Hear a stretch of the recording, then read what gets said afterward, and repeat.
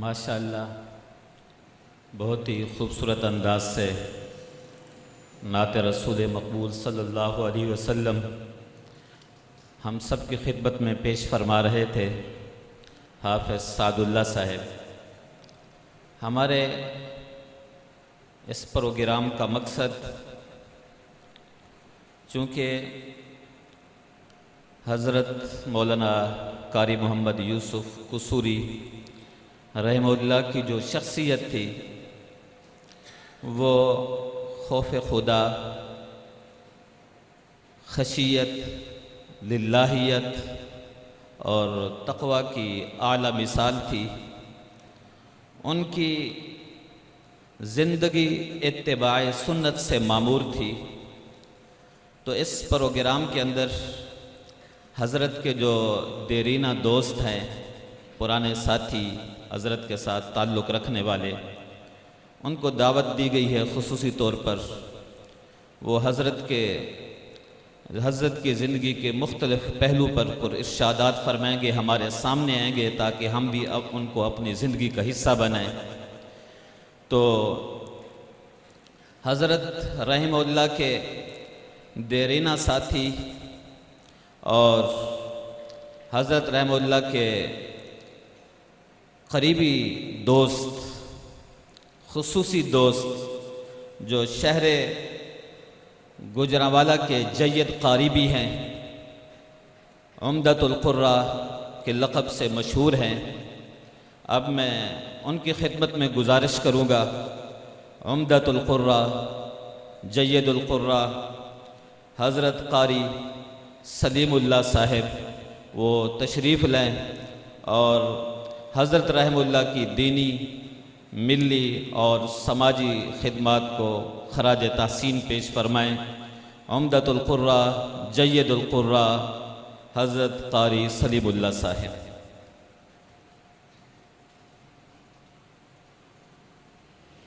السلام علیکم۔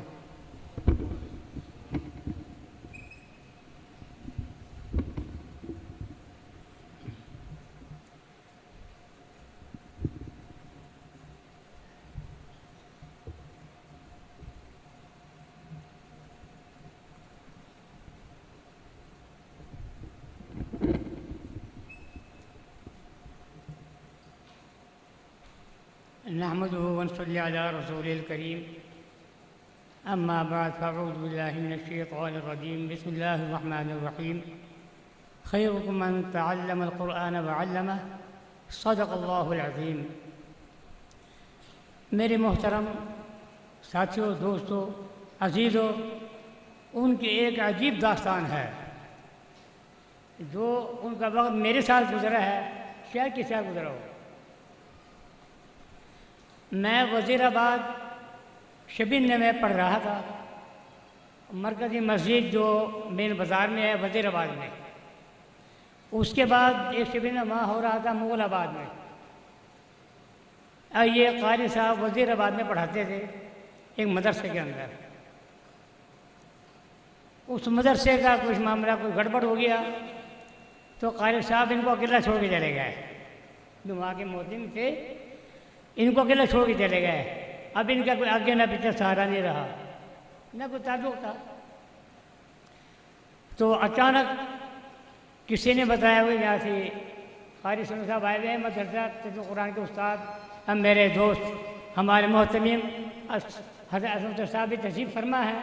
ان کے والد صاحب عصمت اللہ، بابو بلّہ صاحب، بابو جاوید صاحب، وہ اس دور میں وہ میرے مدرسے کے انتظامیہ تھے، آج سے 30 سال پہلے۔ ان کا تعلق بعد میں آیا، پہلے وہ تھے بابو جاوید صاحب اور بابو بلّہ صاحب اور ان کے والد صاحب حاجی عصمت اللہ صاحب رحمۃ اللہ علیہ نے، اور حافظ خسار حافظ کیا نام ان کا، حافظ بشیر صاحب رحمۃ اللہ علیہ، یہ ہمارے مدرسے کے سابقہ انتظامیہ تھے دل قرآن کے۔ تو میرے پاس کہنے کا قاری صاحب میں یہاں سے پریشان ہو گیا ہوں، اب مجھے کوئی اپنے ساتھ تعاون کر لے۔ میں نے کہا قاری صاحب کوئی فکر والی بات نہیں، انشاءاللہ آپ صبح میرے پاس، ماہ رمضان کا مہینہ تھا، ماہ رمضان کا مہینہ تھا، میں نے کہا یہ تو صبح میرے پاس 8-9 بجے تشریف لے آئے، یہ صبح کو میرے پاس آ گئے۔ میں اس دور میں موتی مسجد مدرسہ رحمانیہ قرآنیہ اندرون شہر دروازے میں پڑھا رہا تھا، اور میرا مدرسہ دوسرا تجوید القرآن جہاں سے یہ پڑھاتی انہوں نے اس مدرسے میں 20 سال پڑھایا میرے ساتھ تجوید القرآن کے اندر۔ تو یہ صبح تشریف لائے جناب، میں اپنی کلاس سے اٹھا اور قاری صاحب کو لے کے میں اپنے استاد رحمۃ اللہ علیہ قاری یونس رحمۃ اللہ علیہ کے بعد ان کو میں لے کر آیا۔ میں نے کہا قاری صاحب یہ میرا دوست ہے، شبیر نے پڑھایا میرے ساتھ، اور ماشاءاللہ اچھا قرآن مجید پڑھتے ہیں، یادداشت بھی اچھی ہے، پڑھنے کے اندر بھی ان کا انداز ہے۔ ٹھیک ہے، پھر حکم، مگر یہ حکم تو میں نہیں کر سکتا استادوں کے آگے، ایک درخواست ہے، رقیب اپیل ہے، آپ ان کو اپنے یہاں میں مدرسے میں رہنا چاہتا ہوں تیرے قرآن کے اندر۔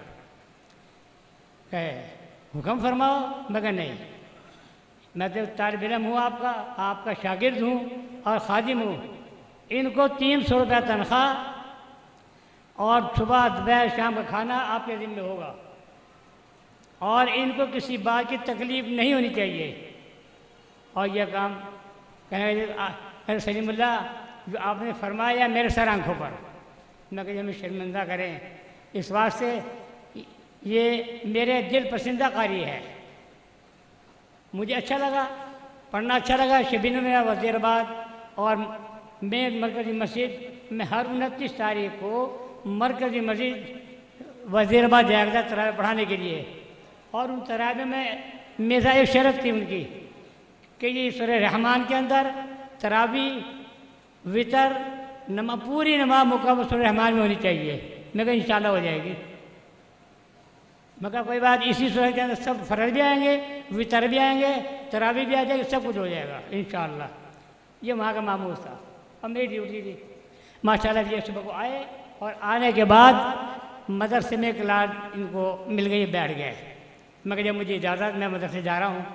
کہ ٹھیک ہے بھائی بیٹا، یہ بھی تمہارے مدرسہ، وہ بھی تمہارا مدرسہ۔ الحمدللہ قاری صاحب نے جم کے کام کیا، وہاں جیسا کہا ویسے ہی پایا، اور ماشاءاللہ یہ مدرسہ نہ چھوڑتے، لیکن ایک جماعت سب صحابہ کی بنی، اس کے اندر حق بات تو ہر نے بات نہیں کرنی ہے۔ آدمی تلوار تو کھا سکتا ہے لیکن دین کے خلاف بات نہیں سن سکتا، شہادت تو لے سکتا ہے، دین اور خلاف، دین کے خلاف اور قرآن کے خلاف بات نہیں سن سکتا۔ شیعوں میں مسئلہ بن گیا، اور قاری صاحب سپاہ صحابہ میں جناب یہ شامل تھے، اور یہ امیر جماعت تھے، سپاہ صحابہ کے امیر جماعت تھے، اور ان ماشاءاللہ اس کے اندر جماعت کے اندر بھی کھڑے ہو کر خوب ڈر کے کام کیا، نہ حکومت سے ڈرے، نہ گورنمنٹ سے ڈرے، نہ کسی افسر سے ڈرے، اور سامنے ان کو جواب دیا۔ میں ان کے ساتھ تھا، مجھے پتہ ہے۔ اس کے اندر جو وہ جیل چلے گئے، قاری یوسف رحمۃ اللہ علیہ جیل چلے گئے، ان کی جیل ہو گئی، میں نے ان کی سیٹ کو نہیں چھوڑا۔ میں کہا کوئی بات صاحب جیل جا گئے، کوئی بات نہیں، نیک کام کے جیل گئے وہ، آپ کی تنخواہ برقرار، آپ کا یہاں سب قرار، آپ کی تنخواہ نہیں کٹے گی۔ تو اس واسطے ماشاءاللہ کافی انہوں نے کام کیا، اور اس کے اندر آگے اللہ نے ان کو یعنی کہ فوقیت عطا فرمائی۔ تو میرے بھائی، اور اب تک کسی کو جتنا بھی کام ملا، جیسے ان کو حکم کیا قاری صاحب آج آپ نے ہمارے آنا دعا خیر کرنی ہے، اور دعا کے کبھی بیمار ہوئے تب جیسے بھی وہ انکار نہیں کیا، اور آج تک الحمدللہ وہ میرے ساتھ بڑی محبت، بڑی مشکور، آج تک کہا سلیم اللہ میں تمہارا بڑا مشکور ہوں، اور میں آپ کا یہ بدلہ نہیں دے سکتا۔ میں کہا نہیں نہیں، یہ میرا فرض ہے، میرے بھائی ہو آپ، اللہ تعالیٰ تمہارے دین کا کام لیے، اور اتنا کام لیے کہ حکومت کو بھی پتہ چل گیا کہ کوئی شخص ہے۔